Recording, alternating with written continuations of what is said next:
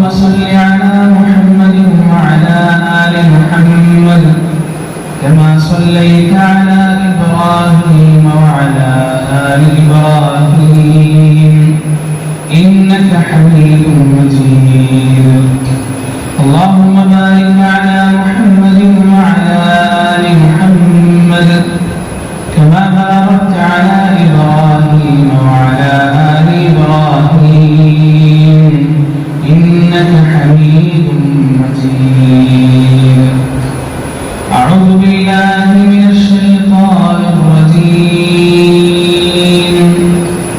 فلما أسلما وتله للجبين وناديناه أن يا إبراهيم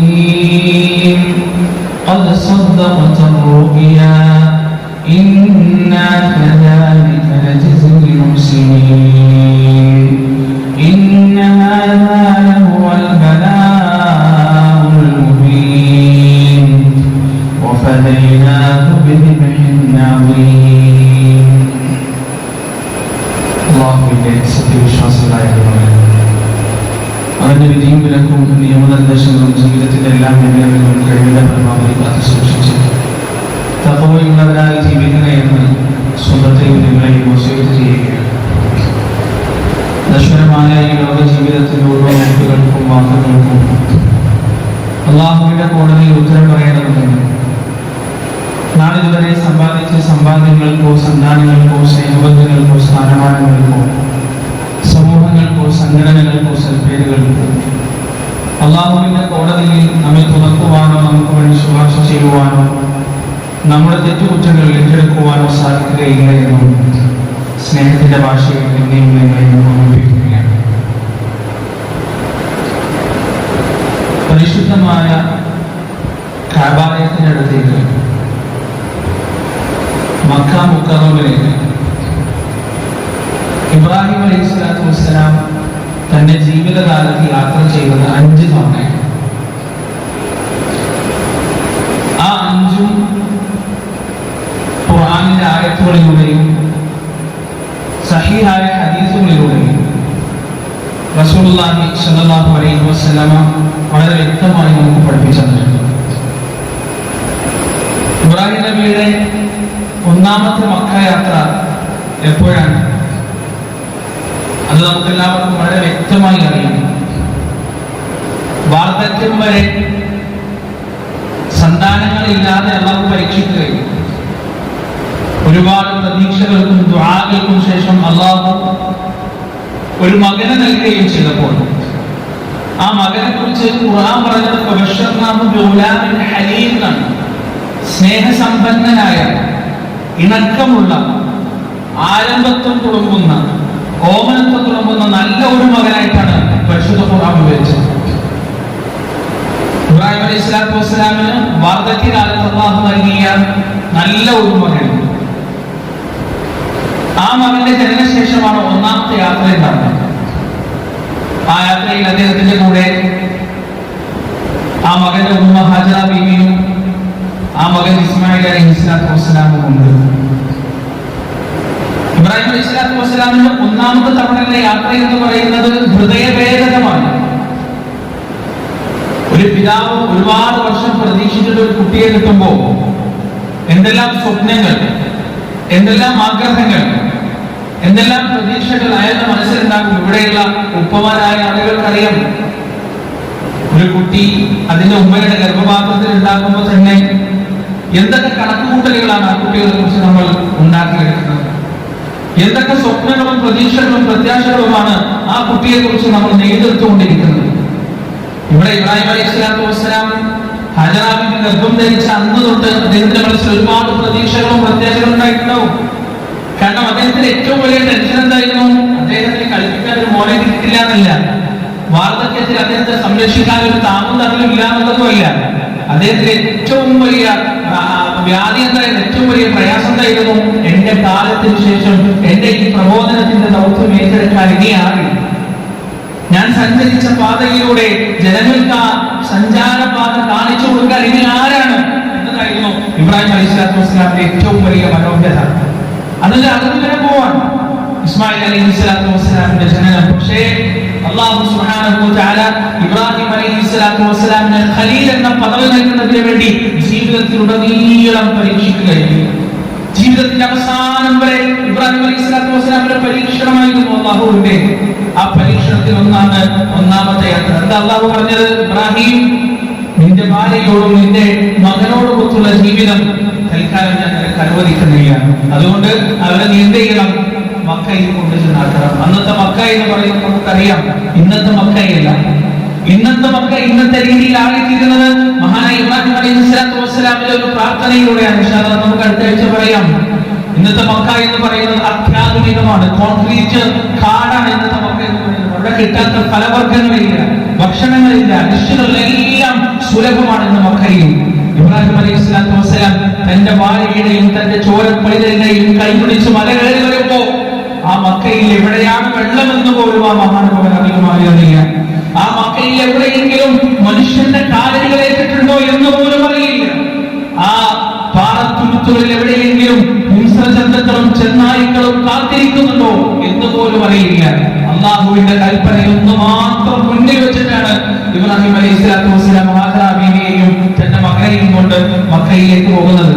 എന്നിട്ട് മക്കയിൽ അവിടെ അള്ളാഹു നിർദ്ദേശിച്ച സ്ഥലത്താക്കിക്കൊണ്ട് അദ്ദേഹം തിരിച്ചു വരുമ്പോ ഒരു പെണ്ണെന്ന രീതിയിൽ, ഒരു സ്ത്രീ എന്ന രീതിയിൽ ഭയപ്പാടോടുകൂടി വേദാറോടുകൂടി ഹാജറ ബീവി ചോദിക്കുന്നുണ്ട്, എവിടേക്കാണ് അങ്ങ് പോകുന്നത്? ഇവിടെ ആൾതാമസമില്ലാത്ത, കുടിക്കാൻ വെള്ളം പോലും ഇല്ലാത്ത ഈ പാറമടയിൽ, ഈ മലമടക്കുകളിൽ ഞങ്ങളെ ഉപേക്ഷിച്ചിട്ട് എവിടേക്കാണ് അങ്ങ് പോകുന്നത്? മറുപടി പറയേണ്ട എന്നായിരുന്നു അള്ളാഹുവിന്റെ കൽപ്പന. മറുപടി പറഞ്ഞില്ല ഇബ്രാഹിം അലൈഹിസ്സലാത്തു വസ്സലാം. 2 തവണ ചോദിച്ചു. 3ാമത്തെ തവണ ഹാജറ ബീവി നമ്മൾ ഒരുപാട് തവണ കേട്ടതാണ്, അല്ലാഹു അമറക ബിഹാദാ, അല്ലാഹുവാണോ താങ്കളോട് ഇതിനെ കൽപ്പിച്ചത്? ഞാൻ എന്ന ഒറ്റ വാക്ക്, ആ ഒരൊറ്റ വാക്ക് മതിയായിരുന്നു ആ ഭാര്യക്ക് അവിടെ എല്ലാ സുരക്ഷിതത്വ ബോധത്തോടും കൂടി അവിടെ ഇരിക്കാൻ, അവിടെ ജീവിക്കാൻ, അവിടെ താമസിക്കാൻ. പ്രിയപ്പെട്ടവരെ, ഭക്ഷണമില്ലാതെ, വെള്ളം കിട്ടാതെ തന്റെ കുഞ്ഞ് പാലിന് വേണ്ടി വിശന്ന് കരഞ്ഞപ്പോ മാറോട് ചേർത്ത് പിടിച്ച് മുലപ്പാല് ചുരത്താതെ വന്നപ്പോഴാണ് ഹാജറ ബീവി സഫയുടെയും മറുവയുടെയും ഇടയിൽ ഒരു തുള്ളി വെള്ളത്തിന് അന്വേഷിച്ചുകൊണ്ട് പരക്കം തുടങ്ങിയത്. ഇന്ന് പണക്കാരനും പണിക്കാരനും രാജാവും പ്രജയും ലോകത്തുള്ള വലിയ വലിയ ശതകോടീശ്വരന്മാരടങ്ങുന്ന മുസ്ലിം ഉമ്മത്തിലെ സകല ആളുകളും മക്കയിലെത്തി കഴിഞ്ഞാൽ ആ കറുത്ത പെണ്ണിന്റെ ഹാജറ ബീവിയുടെ, ഇബ്രാഹിം അലൈഹിസ്സലാത്തു വസ്സലാമിന്റെ ഭാര്യയുടെ സ്മരണ എന്നോണം, അള്ളാഹുവിന്റെ ഷാഇറിനോടുള്ള തഅദീം എന്നോണം, അള്ളാഹുവിനുള്ള അനുസരണ എന്നോണം ആ സഫാ പർവ്വതക്കരയിൽ ഓടുന്നതായി നമുക്ക് കാണാൻ കഴിയും, നടക്കുന്നതായി നമുക്ക് കാണാൻ കഴിയും. ഇബ്രാഹിം അലൈഹിസ്സലാത്തു വസ്സലാമിന്റെ 1ാമത്തെ മക്കൻ യാത്ര. 2ാമത്തെ മക്കൻ യാത്ര എപ്പോഴാണ്? അതും അള്ളാഹുവിന്റെ കൽപ്പന പ്രകാരമാണ്. ഇബ്രാഹിം അലൈഹിസ്സലാത്തു വസ്സലാമിന്റെ മകൻ ഇസ്മായിൽ അലൈഹിസ്സലാത്തു വസ്സലാം കാര്യങ്ങൾ തിരിച്ചറിയാൻ കഴിയുന്ന രൂപത്തിലെത്തുമ്പോ ഇബ്രാഹിം അലൈഹിസ്സലാത്തു വസ്സലാമിന്റെ ദൗത്യം ഏറ്റെടുക്കാൻ പാകതയിലും പക്വതയിലും ആ മകൻ എത്തുമ്പോഴാണ് 2ാമത്തെ മക്കൻ യാത്ര ഉണ്ടാകുന്നത്. ആ മക്കൻ യാത്രയിൽ അല്ലാഹു സുബ്ഹാനഹു വ തആല പരിശുദ്ധ ഖുർആനിൽ സൂറത്തു സാഫാത്തിലൂടെ ആ യാത്രയിലുണ്ടായ സംഭവ വികാസങ്ങളിൽ അല്ലാഹു വിവരിക്കുന്നുണ്ട്. അങ്ങനെ ഇബ്രാഹിം അലൈഹിസ്സലാത്തു വസ്സലാമിന്റെ ദൗത്യം ഏറ്റെടുക്കാൻ പ്രാപ്തിയെത്തിയപ്പോ ഇബ്രാഹിം അലൈഹിസ്സലാത്തു വസ്സലാം മക്കയിൽ വന്നിട്ട് മകനോട് പറയാണ്, യാ ബുനൈ, എന്റെ പൊന്നുമോനെ, ഇന്നി അറാ ഫിൽ മനാം, ഞാൻ സ്വപ്നം കണ്ടിട്ടുണ്ട്. പ്രവാചകന്മാരുടെ സ്വപ്ന തമാശ കളിയല്ല, നമ്മുടെ സ്വപ്നം പോലെയല്ല പ്രവാചകന്മാരുടെ സ്വപ്നം. അവരുടെ സ്വപ്നം അല്ലാഹുവിന്റെ വഹിയാണ്, ചിലപ്പോൾ അല്ലാഹുവിന്റെ കൽപ്പനയാണ്, ചിലപ്പോൾ അല്ലാഹുവിന്റെ മുന്നറിയിപ്പാണ്. ഈ സ്വപ്നം അല്ലാഹുവിന്റെ കൽപ്പനയായിരുന്നു. എന്താണ് കൽപ്പന? അന്നി അദ്ബഹുക ഫൻദുർ മാദാ തറാ, ഞാൻ നിന്നെ അറുക്കുന്നതായി ഞാൻ നിന്റെ സ്വപ്നം കണ്ടിട്ടുണ്ട്. എന്താ നിന്റെ അഭിപ്രായം? അവിടെ ആ മകന്റെ മറുപടിയാണ് നാടകീയം, നമ്മുടെ ഹൃദയത്തെ ഭേദിക്കുന്നത്. ആ മകന്റെ മറുപടിയാണ്. പ്രിയപ്പെട്ടവരെ, സുബ്ഹാനല്ലാഹ്, മകന്റെ മറുപടി, ഇസ്മായിൽ അലൈഹിസ്സലാത്തു വസ്സലാമിന്റെ മറുപടി, യാ അബത്, എന്റെ വാപ്പ, ഇഫ്അൽ മാ തുഅ്മർ, എന്താണോ താങ്കൾ കൽപ്പിക്കപ്പെട്ടത് അത് താങ്കൾ ചെയ്തു കൊള്ളുക. ആ മകൻ, പ്രിയപ്പെട്ടവരെ, അള്ളാഹുവിന്റെ കൽപ്പനയോട് എത്രത്തോളം താഴ്മയോടുകൂടിയാണ് പ്രതികരിക്കുന്നത് ഇസ്മായിൽ അലൈഹിസ്സലാത്തു വസ്സലാം. ബാപ്പാന്റെ 2ാമത്തെ വരവാണ്. ബാല്യവും ശൈശവവും ഒക്കെ കഴിഞ്ഞ് തന്നെ കൊണ്ടുപോയി തിരിച്ചുപോയ ആളാണ്. അത് രണ്ടാമത്തെ വട്ടം വന്ന് പറയുന്നത് എന്താണ്? എന്നെ അറുക്കുന്നതായിട്ട് ഞാൻ സ്വപ്നം കണ്ടു എന്നാണ്. സാധാരണഗതിയിൽ ഒരു മാനുഷികമായ പ്രതികരണം എന്തായിരിക്കും? ആ പ്രതികരണമല്ല ഒരിക്കലും ഇസ്മായിൽ അലൈഹി സ്വലാത്തു വസ്സലാമിന്റെ പ്രതികരണം. പറഞ്ഞെന്താണ്? സതജിദുനി ഇൻഷാ അല്ലാഹു മിനസ് സാബിരീൻ. ഇൻഷാ അല്ലാഹ്, അങ്ങേക്ക് എന്നെ ശ്രമിക്കുന്നവരുടെ കൂട്ടത്തിൽ കണ്ടെത്താൻ സാധിക്കും. ഞാൻ ശ്രമിച്ചോളാം, അങ്ങ് അല്ലാഹു കൽപ്പിച്ചതുപോലെ ചെയ്തോളൂ. എന്നിട്ട് ഹദീസുകളിൽ നമുക്ക് കാണാം, ഇത്രയും കൂടി ഇസ്മായിൽ അലൈഹി സ്വലാത്തു വസ്സലാം ഇബ്രാഹിം നബിയോട് പറഞ്ഞു കൊടുത്തു, എന്തൊക്കെയായാലും ഞാൻ നിങ്ങളുടെ മകനാണ്, നിങ്ങളൊരു പിതാവാണ്, പിതാവിന്റെ വാത്സല്യം നിങ്ങളുടെ ഹൃദയത്തിൽ എന്തായാലും ഉണ്ടാകും. അതുകൊണ്ട് നിങ്ങൾ ഒരിക്കലും എന്നെ മലത്തി കിടത്തി കടക്കരുത്. കാരണം മൂർച്ചയുള്ള കത്തി എന്റെ കഴുത്തിലേക്ക് വെക്കുമ്പോ മാനസികമായ ഭയം എന്റെ കണ്ണുകളിൽ വീണിക്കും, ഞാൻ പേടിച്ചു പോകും. ഒരുപക്ഷേ ഇനി നിങ്ങളെയും ഉമ്മയെയും ഒരിക്കലും കാണാൻ കഴിയില്ല എന്ന വികാരങ്ങൾ എന്റെ കണ്ണുകൾ നിറച്ചേക്കാം. അതുകൊണ്ട് എന്നെ കമഴ്ത്തി കിടത്തിയിട്ട് എന്റെ മുഖം കാണാത്ത രൂപത്തിൽ നിങ്ങൾ എന്റെ കഴുത്തിൽ കത്തിവെക്കണമെന്ന് ഇസ്മായിൽ അലൈഹി സ്വലാത്തു വസ്സലാം ഇബ്രാഹിം അലൈഹി സ്വലാത്തു വസ്സലാമിനെ ഉപദേശിക്കുകയാണ്. പരിശുദ്ധ ഖുർആൻ പറയുന്നു, ഫലമ്മാ അസ്ലമാ വതല്ലഹു ലിൽജബീൻ. അങ്ങനെ അവർ രണ്ടുപേരും കീഴൊതുങ്ങിയപ്പോ, അല്ലാഹുവിന്റെ കൽപ്പനക്ക്, അല്ലാഹുവിന്റെ നിർദ്ദേശങ്ങൾക്ക്, അല്ലാഹുവിന്റെ ചൊൽപ്പടിക്ക് അവർ രണ്ടുപേരും കീഴടങ്ങിയപ്പോ, വതല്ലഹു ലിൽജബീൻ, വാപ്പ മകനെ അറുക്കാൻ വേണ്ടി ആ മകനെ അറുക്കുന്നതിന് വേണ്ടി കിടത്തിയപ്പോ കത്തിക്കഴുത്തിലേക്ക് കൊടുത്ത് വെച്ചപ്പോ, വനാദൈനാഹു അയ്യാ ഇബ്രാഹിം, അതാ വിളിക്കുകയാണ്, അല്ലയോ ഇബ്രാഹിം, അത് സ്വദ്ദഖത റുഅ്യാ, താങ്കൾ ഇതാ സ്വപ്നം സാക്ഷാത്കരിച്ചിരിക്കുന്നു. ഇന്നാ കദാലിക നജ്സിൽ മുഹ്സിനീൻ, അപ്രകാരമാണ് നന്മ ചെയ്യുന്ന ആളുകൾക്ക് നാം പ്രതിഫലം നൽകുന്നത്. എന്നിട്ട് പറയുകയാണ്, ഇന്ന ഹാദാ ലഹുവൽ ബലാഉൽ മുബീൻ, അത് വ്യക്തമായ ഒരു പരീക്ഷണമായിരുന്നു. വബദൈനാഹു ബിദിബ്ഹിൻ അദീം, ഇസ്മായിൽ അലൈഹിസ്സലാത്തു വസ്സലാം അറുക്കേണ്ടതില്ല, ഇബ്രാഹിം താങ്കളുടെ പ്രിയപ്പെട്ട മകന്റെ കഴുത്തിലേക്ക് കത്തിവെക്കേണ്ടതില്ല. പകരം ഇതാ ഒരു ആടിനെ അല്ലാഹുവിന് വേണ്ടി താങ്കൾ ബലിയറുത്താലും അല്ലാഹുവിന് വേണ്ടി താങ്കൾ ബലികഴിച്ചാലും, ഇബ്രാഹിം അലൈഹിസ്സലാത്തു വസ്സലാം ആ സ്വന്തം മകനെ അറുക്കാൻ അല്ലാഹുവിന് വേണ്ടി, മോനോട് സ്നേഹമില്ലാഞ്ഞിട്ടല്ല, മോനൊരു ഭാരമായി എന്ന് തോന്നിയിട്ടുമല്ല, ആ മകൻ തനിക്ക് താനും തണലുമാകുമെന്ന അവസ്ഥയെത്തിയപ്പോഴാണ് അല്ലാഹുവിന്റെ കൽപ്പനയ്ക്ക് വേണ്ടി ഇബ്രാഹിം അലൈഹിസ്സലാത്തു വസ്സലാം ഇസ്മായിൽ അലൈഹിസ്സലാത്തു വസ്സലാമിന്റെ കഴുത്തിൽ കത്തിവെക്കാൻ തയ്യാറായത്. പ്രിയപ്പെട്ടവരെ, ആ ഒരു സ്മരണയും കൂടിയാണ് ബലിപെരുന്നാൾ ദിവസം, ആ 3-4 ദിവസം നാം ചെയ്യുന്ന ബലികർമ്മം നുസുക്ക് എന്ന് പറയുന്നത്. ഇന്ന സ്വലാത്തി, എന്റെ നമസ്കാരവും, വനുസുക്കി, എന്റെ ബലികർമ്മവും, വമഹ്യായ വമമാതി, എന്റെ ജീവിതവും മരണവും ലില്ലാഹി റബ്ബിൽ ആലമീൻ, ലോകരക്ഷിതാവായ അല്ലാഹുവിനാണ്. ചെറിയ കാര്യമൊന്നുമല്ല. റസൂലുള്ളാഹി സ്വല്ലല്ലാഹു അലൈഹി വസല്ലം പറഞ്ഞതറിയോ? ആർക്കെങ്കിലും കഴിവുണ്ടായിട്ട് അവൻ ബലിയെടുക്കാതിരുന്നാൽ, ഉദകിയെടുക്കാതിരുന്നാൽ അവൻ നമ്മുടെ മുസ്ലിമിലേക്ക് വരേണ്ടതില്ല എന്നാണ്. ഒരു പെരുന്നാൾ ആഘോഷിക്കാൻ അവകാശമില്ല എന്നാണ്. കഴിവുണ്ടായിട്ട് ഒരിക്കലും നമ്മൾ അറുക്കാതിരിക്കരുത്. നമുക്കൊക്കെ പല ന്യായങ്ങളാണ്. പ്രിയപ്പെട്ടവർ, കൊല്ലത്തിലൊരിക്കൽ ഒരു 6000 രൂപ 7000 രൂപ മാറ്റി വെക്കാൻ പറ്റാത്ത എത്ര ആളുകളുണ്ട്? എത്ര ആളുകൾ? വളരെ ചുരുങ്ങിയ എല്ലാ ആളുകൾ ഇല്ലാന്നോ പറയുന്നില്ല കേട്ടോ, പക്ഷെ വളരെ ചുരുങ്ങിയ ആളുകൾ. ഈ കൂട്ടത്തിരിക്കുന്ന എല്ലാവരും സ്വന്തത്തോട് ചോദിച്ചു കൊടുക്കുക, ഒരു കൊല്ലത്തിൽ എനിക്ക് ഒരു 7000 രൂപ മാറ്റി വെക്കാൻ പറ്റില്ല, അല്ലെങ്കിൽ 6000 രൂപ മാറ്റി വെക്കാൻ പറ്റില്ല? പറ്റും, വിചാരിച്ചാൽ പറ്റും. പക്ഷെ നമുക്ക് കൊറോണ പക്ഷെ അങ്ങനെ നമ്മുടെ ബാക്കിയുള്ള കാര്യങ്ങളൊക്കെ നല്ല രീതിയിൽ നടക്കുന്നുണ്ട്. അതുകൊണ്ട് പ്രിയപ്പെട്ടവരെ, ഏതെങ്കിലും രൂപത്തിൽ നമുക്ക് ഉദഹയത്ത് അറക്കാൻ കഴിയുമെന്നുണ്ടെങ്കിൽ നമ്മളത് ചെയ്യേണ്ടതുണ്ട്. അത് നമുക്ക് നിർബന്ധമാണ്, അല്ലാഹുവിനോട് നമുക്കുള്ള കടമയാണ് എന്ന് നാം മനസ്സിലാക്കുക. ഈ പള്ളിയിലും ഉദഹയത്ത് നടക്കുന്നുണ്ട്. ഒരാളുടെ ഷെയർ 5500 രൂപയാണ്. ഒരു മാടാണെങ്കിൽ 7 പേർക്ക് കൂടി ആ മാടിനെ ഇറക്കാം. ആടാണെങ്കിൽ ഒരാൾക്ക് ഇറക്കാൻ പറ്റുള്ളൂ. 5500 രൂപയാണ് ഒരു ഷെയറിനുള്ളത്. പറ്റുമെങ്കിൽ നല്ല ഏതെങ്കിലും രീതിയിൽ നിങ്ങളെക്കൊണ്ട് സാധിക്കുമെങ്കിൽ നിങ്ങൾ അത് ചെയ്യുക. ഇനി ഇവിടെ അല്ലെങ്കിൽ നിങ്ങൾക്ക് എവിടെയാണോ സാധിക്കുന്നത് അവിടെ നിങ്ങൾ ഉദഹയത്തിന് ചെയ്യുക, ഉദഹയത്ത് അറക്കുക. അത് വലിയൊരു സൽക്കർമ്മമാണ്, വലിയൊരു പുണ്യമാണ്. അല്ലാഹു സുബ്ഹാനഹു വ തആല നമ്മൾ സ്വീകരിക്കുമാറാകട്ടെ. ഇബ്രാഹിം അലൈഹിസ്സലാത്തു വസ്സലാമിന്റെ രണ്ടാമത്തെ യാത്രയിലുള്ള പ്രധാനപ്പെട്ട സന്ദേശവും അത് തന്നെയാണ്. മൂന്നാമത്തെ യാത്ര ഇസ്മായിൽ അലൈഹിസ്സലാത്തു വസ്സലാമിന്റെ പ്രായപൂർത്തിയായി അദ്ദേഹത്തിന്റെ വിവാഹത്തിന് ശേഷമാണ്. വിവാഹത്തിന് ശേഷം ഇബ്രാഹിം നബി ഇസ്മായിൽ നബിയുടെ വീട്ടിലേക്ക് വന്നു. അപ്പോൾ ഇസ്മായിൽ നബി അവിടെ ഉണ്ടായിരുന്നില്ല, പുറത്തു പോയിട്ടായിരുന്നു. ആ സമയം അദ്ദേഹത്തിന്റെ ഭാര്യ അവിടെ ഉണ്ടായിരുന്നു. ഇബ്രാഹിം നബി അലൈഹിസ്സലാത്തു വസ്സലാം ആ ഭാര്യയുടെ വിശേഷങ്ങൾ ചോദിച്ചു, എന്താണ് ജീവിതത്തിന്റെ കുശലങ്ങൾ ചോദിച്ചു. അപ്പൊ ആ ഭാര്യ മറുപടി പറഞ്ഞു, വളരെ കഷ്ടമാണ്, പ്രയാസാണ്, തിന്നാനും കുടിക്കാനും മറിച്ചും വെള്ളം മാത്രമേ ഉള്ളൂ, പ്രയാസത്തിലാണ് ജീവിതം എന്ന് പറഞ്ഞു ഒരുപാട് പരാതികൾ പറഞ്ഞു. ഇബ്രാഹിം അലൈഹിസ്സലാത്തു വസ്സലാം ആ ഭാര്യയോട് പറഞ്ഞു, ഇസ്മായിൽ തിരിച്ചു വരുമ്പോ വീടിന്റെ ഉമ്മർപ്പടി മാറ്റിവെക്കണമെന്ന് പറഞ്ഞു, ഞാൻ വന്ന് പറഞ്ഞു എന്ന് പറയണം എന്ന് പറഞ്ഞു. ഇബ്രാഹിം അലൈഹിസ്സലാത്തു വസ്സലാം തിരിച്ചുപോയി. ഒരുപാട് നേരങ്ങൾക്ക് ശേഷം ഇസ്മായിൽ അലൈഹിസ്സലാത്തു വസ്സലാം വീട്ടിൽ തിരിച്ചു വന്നു. ഭാര്യ പറഞ്ഞു, ഒരു വൃദ്ധനായ മനുഷ്യൻ വന്നിരുന്നു, ഇന്ന് ആകാരവടിയും ആകാര സൗഷ്ഠവൊക്കെ ഒരാൾ വന്നിരുന്നു, താടി നരച്ച ഏകദേശം രൂപ പറഞ്ഞപ്പോ ഇസ്മായിൽ അലൈഹിസ്സലാത്തു വസ്സലാമിന് മനസ്സിലായി അതെന്റെ പിതാവാണ്, ഇബ്രാഹിം അലൈഹിസ്സലാത്തു വസ്സലാമാണ്. എന്താണ് അദ്ദേഹം പറഞ്ഞതെന്ന് ചോദിച്ചപ്പോ ഭാര്യ പറഞ്ഞു കൊടുത്തു, വീടിന്റെ ഉമ്മറപ്പടി മാറ്റി വെക്കണമെന്ന് പറഞ്ഞിട്ടുണ്ട്. അപ്പൊ ഇസ്മായിൽ അലൈഹിസ്സലാത്തു വസ്സലാം മറുപടി പറഞ്ഞു, ആ ഉമ്മറപ്പടി നീയാണ്, ഇന്നു മുതൽ എന്റെ ഭാര്യയെ തുടരാൻ നിനക്ക് അവകാശമില്ല, അതുകൊണ്ട് നീ നിന്റെ വീട്ടിലേക്ക് പോയിക്കോ എന്ന് പറഞ്ഞ് ഇസ്മായിൽ അലൈഹിസ്സലാത്തു വസ്സലാം ആ ഭാര്യയെ ഒഴിവാക്കാൻ.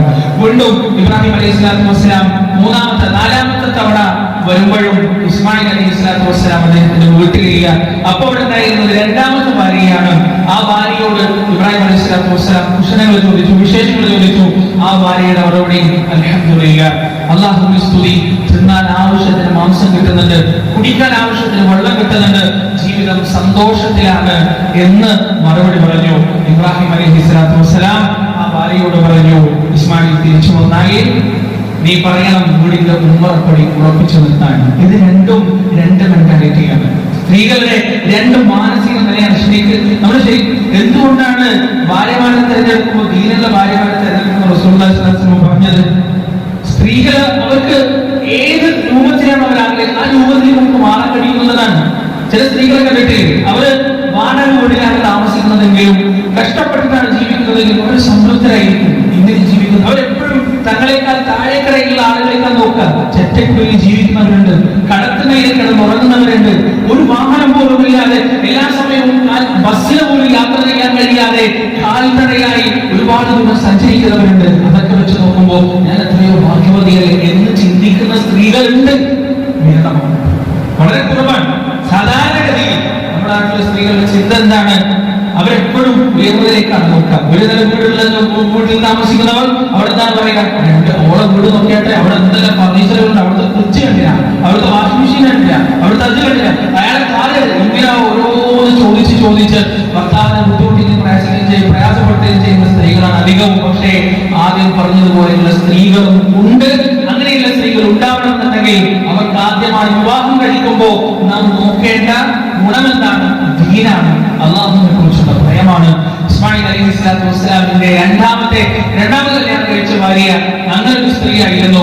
ആ ഉമ്മറപ്പടി ഉറപ്പിച്ചു വെക്കണമെന്ന് ഇസ്മായിലിനോട് പറയണമെന്ന് പറഞ്ഞ് ഇബ്രാഹിം അലൈഹിസ്സലാത്തു വസ്സലാം തിരിച്ചുപോയി. ഇസ്മായിൽ അലൈഹിസ്സലാത്തു വസ്സലാം തിരിച്ചു വന്നപ്പോ ഭാര്യ പറഞ്ഞു, എന്നോട് വന്നിരുന്നു, അദ്ദേഹം ഒരുപാട് നേരം സംസാരിച്ചിരുന്നു. അദ്ദേഹം എന്താണ് പറഞ്ഞത്? ഇസ്മായിൽ അലൈഹിസ്സലാത്തു വസ്സലാം ചോദിച്ചു. ഭാര്യ മറുപടി പറഞ്ഞു, അദ്ദേഹം പറഞ്ഞത് വീടിന്റെ ഉമ്മറപ്പടി ഉറപ്പിച്ചു നിർത്തണം. അൽഹംദുലില്ലാ, ആ ഉമ്മറപ്പടി നീയാണ്, നിന്നെ കുറിച്ചാണ് പറഞ്ഞത്. അങ്ങനെ ഇസ്മായിൽ അലൈഹിസ്സലാത്തു വസ്സലാമിന്റെ മരണം വരെ ആ ഭാര്യ അദ്ദേഹത്തിന്റെ കൂടെ ഉണ്ടായിരുന്നു. നാലാമത്തെ തവണയുള്ള ഇബ്രാഹിം നബിയുടെ സന്ദർശനം അതാണ്. അഞ്ചാമത്തെ തവണ ഇബ്രാഹിം അലൈഹിസ്സലാത്തു വസ്സലാം മക്ക സന്ദർശിക്കുന്നത് കഅബാലയം പടുത്തുന്നതിന് വേണ്ടിയും ഹജ്ജിന്റെ വിളംബരത്തിന് വേണ്ടിയാണ്. ഇൻഷാ അല്ലാഹ് അതുമായി ബന്ധപ്പെട്ട വിഷയങ്ങൾ നമുക്ക് അടുത്ത ആഴ്ച സംസാരിക്കാം. അല്ലാഹു സുബ്ഹാനഹു വ തആല മഹാന്മാരായ പ്രവാചകന്മാരുടെ ജീവിതത്തിൽ നിന്ന് പാഠങ്ങൾ ഉൾക്കൊണ്ടുകൊണ്ട് ജീവിതത്തിൽ പകർത്താൻ നമുക്ക് തൗഫീഖ് നൽകുമാറാകട്ടെ. വനസ്തഗ്ഫിറുല്ലാഹ ലി വലക്കും വഅൻ ജമീഇൽ മുസ്ലിമീന അജ്മഈൻ വനസ്തഗ്ഫിറുഹു ഇന്നഹു ഹുവൽ ഗഫൂറുർ റഹീം.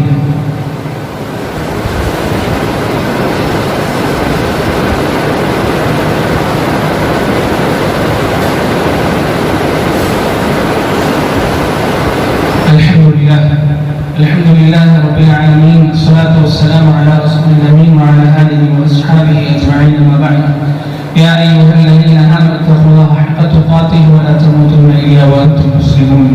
ഒരിക്കൽ കൂടി അല്ലാഹുവിനെ സൂക്ഷിച്ച് ജീവിക്കണമെന്ന സുന്നത്തെ നിങ്ങളെ വസിയത്ത് ചെയ്യുകയാണ്. സഹോദരന്മാരെ, ഇനി വരാൻ പോകുന്ന ദിവസങ്ങൾ വളരെ പ്രധാനപ്പെട്ട ദിവസങ്ങളാണ്. ഒരുപാട് ഹദീസുകളിലൂടെയും ഖുർആന്റെ ചില വചനങ്ങളിലൂടെയും റസൂലുള്ളാഹി സ്വല്ലല്ലാഹു അലൈഹി വസല്ലം നമുക്ക് പരിചയപ്പെടുത്തുന്ന ദിവസങ്ങൾ വൽ ഫജ്ർ വലയാലിൻ അശ്ർ എന്ന് പറയുന്ന രണ്ട് ആയത്തുകളിൽ പറയപ്പെടുന്നത് ദുൽഹജ്ജിന്റെ ഒന്നാമത്തെ 10 ദിവസങ്ങളാണ് എന്നതാണ്. വലയാലിൻ അശ്ർ 10 ദിവസങ്ങളെ കുറിച്ച് 10 രാത്രികളെ കുറിച്ച് സൂചിപ്പിക്കുന്നത് ഈ ദുൽഹജ്ജിന്റെ ഒന്നാമത്തെ 10 ദിവസങ്ങളെ കുറിച്ചാണ് എന്നാണ് ഭൂരിഭാഗം മുഫസ്സിറുകളുടെയും അഭിപ്രായം. ഹദീസുകളിൽ എമ്പാടും ഈ ദിവസങ്ങളെ കുറിച്ച് വന്നിട്ടുണ്ട്. റസൂലുള്ളാഹി സ്വല്ലല്ലാഹു അലൈഹി വസല്ലം പറയുന്നു, ഈ ദിവസങ്ങളിൽ ഒരാൾ അമൽ ചെയ്യുന്നതിനേക്കാൾ അല്ലാഹുവിന് ഇഷ്ടപ്പെട്ട വേറെ ദിവസം ഇല്ല. അതായത് നമ്മൾ വേറെ ദിവസങ്ങളിൽ ഒരു 100 റക്അത്ത് നമസ്കരിച്ചാലും 1000 റക്അത്ത് നമസ്കരിച്ചാലും ഈ 10 ദിവസങ്ങളിൽ 2 റക്അത്ത് നമസ്കരിക്കുന്നത് അല്ലാഹുവിനെ സംബന്ധിച്ചിടത്തോളം ഒരുപാട് ഇഷ്ടമുള്ള കാര്യമാണ്. ഒരുപാട് ഇഷ്ടമുള്ള, നമ്മൾ അമൽ ചെയ്യുന്നത് അല്ലാഹുവിന് ഏറ്റവും കൂടുതൽ ഇഷ്ടപ്പെടുന്ന ദിവസങ്ങളാണ് ഈ ദിവസങ്ങൾ നാം മനസ്സിലാക്കുക. മഹാന്മാരായ സലഫുകളായ ഉലമാക്കൾ ഈ 10 ദിവസവും അമലുകൾ വർദ്ധിപ്പിക്കുന്ന രൂപത്തിൽ നോമ്പെടുക്കാം എന്ന് പറഞ്ഞിട്ടുണ്ട്. അതുപോലെ റസൂലുള്ളാഹി സ്വല്ലല്ലാഹു അലൈഹി വസല്ലമയുടെ ഹദീസുകൾ നമുക്ക് കാണാൻ കഴിയും. നിങ്ങൾ ഏറ്റവും കൂടുതൽ വർദ്ധിപ്പിക്കുന്നത് സുബ്ഹാനല്ലാഹ് വൽഹംദുലില്ലാഹ് വലാ ഇലാഹ ഇല്ലല്ലാഹു വല്ലാഹു അക്ബർ വലാ ഹൗല വലാ ഖുവത ഇല്ലാ ബില്ലാഹിൽ അലിയ്യുൽ അദീം എന്ന ദിക്ർ നിങ്ങൾ കൂടുതലായി ഈ 10 ദിവസം വർദ്ധിപ്പിക്കുക എന്ന് റസൂലുള്ളാഹി സ്വല്ലല്ലാഹു അലൈഹി വസല്ലം പറഞ്ഞതായി നമുക്ക് കാണാം. ആ ദിക്റിന്റെ പ്രത്യേകത എന്താണ്? അതിൽ തസ്ബീഹ് ഉണ്ട്, തഹ്മീദ് ഉണ്ട്, തഹ്മീദ് ഉണ്ട്, തഹ്ലീൽ ഉണ്ട്, തക്ബീർ ഉണ്ട്, എല്ലാ വിഷയങ്ങളും ഉണ്ട്. സുബ്ഹാനല്ലാഹ് അൽഹംദുലില്ലാഹ് വലാ ഇലാഹ ഇല്ലല്ലാഹു വല്ലാഹു അക്ബർ വലാ ഹൗല വലാ ഖുവത ഇല്ലാ ബില്ലാഹിൽ അലിയ്യുൽ അദീം.